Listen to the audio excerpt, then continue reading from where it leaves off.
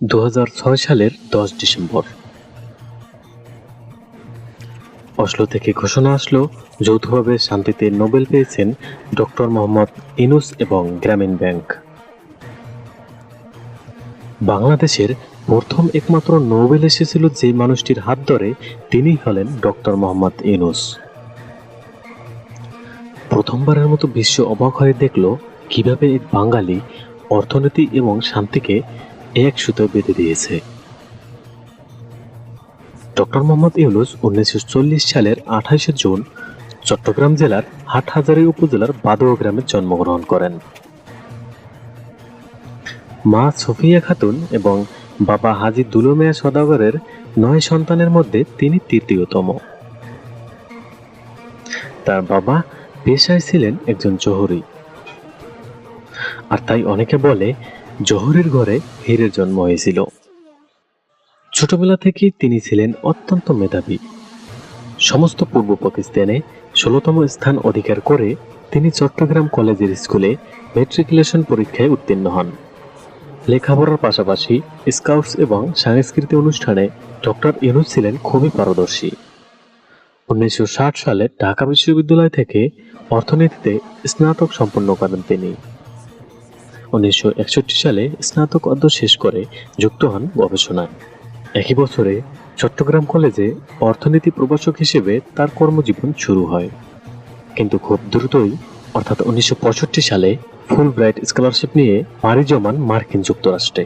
1971 সালে ভ্যান্টারবিল্ট ইউনিভার্সিটি থেকে graduate programming economic development থেকে অর্থনীতিতে পিএইচডি অর্জন করেন ডক্টর ইউনূস। এরপর মিডল টেনেসি স্টেট ইউনিভার্সিটিতে সহকারী অধ্যাপক হিসেবে কিছুদিন দায়িত্ব পালন করার পর আবারও ফিরে আসেন বাংলাদেশে। মুক্তিযুদ্ধ চলাকালীন সময়ে যুক্তরাষ্ট্রে মুক্তিযুদ্ধের জন্য সমর্থন সংগ্রহ করতে বাংলাদেশ ইনফরমেশন সেন্টারও তৈরি করেছিলেন ডক্টর ইউনূস। স্বাধীন বাংলাদেশ নির্মাণে তিনি সরকারের পরিকল্পনা কমিশনে নিযুক্ত থাকলেও খুব দ্রুতই ইস্তফা দিয়ে আবারও ফেরত আসেন শিক্ষকতায়।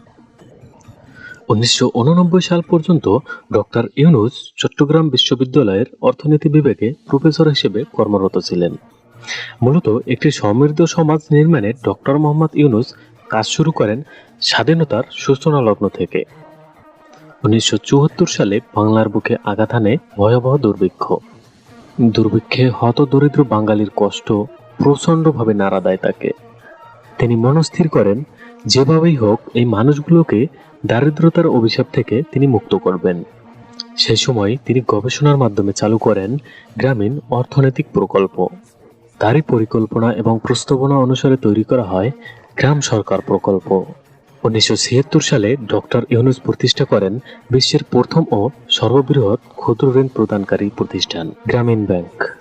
আধুনিক ক্ষুদ্র ঋণ বা মাইক্রো ক্রেডিট সিস্টেমের প্রবর্তক তিনি।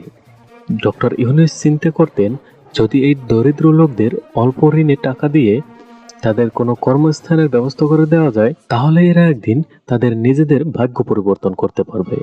কারণ তিনি লক্ষ্য করেছিলেন বাংলার মানুষ অত্যন্ত কর্মঠ।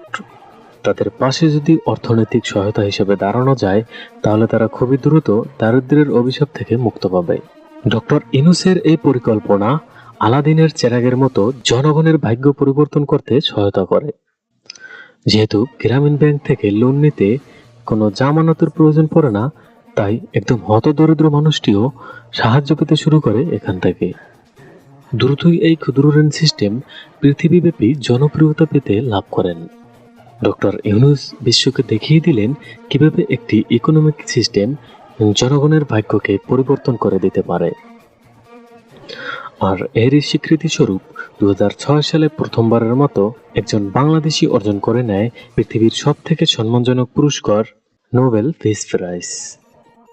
ক্ষুদ্র ঋণের পাশাপাশি তার প্রদত্ত সামাজিক ব্যবসা এবং 3-0 তথ্য সমগ্র পৃথিবীতে ব্যাপকভাবে গৃহীত হয়।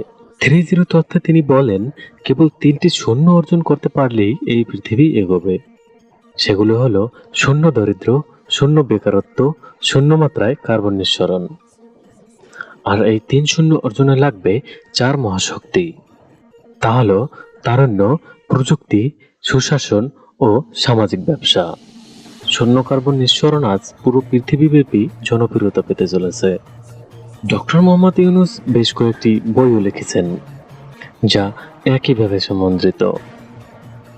অধ্যাপক ইউনূস বিশ্বের ২৪টি দেশের বিভিন্ন বিশ্ববিদ্যালয় থেকে ৬১টি সম্মানসূচক ডিগ্রি পেয়েছেন। তিনি 10টি দেশের রাষ্ট্রীয় সম্মাননা সহ 33টি দেশ থেকে 136টি সম্মাননা পেয়েছেন।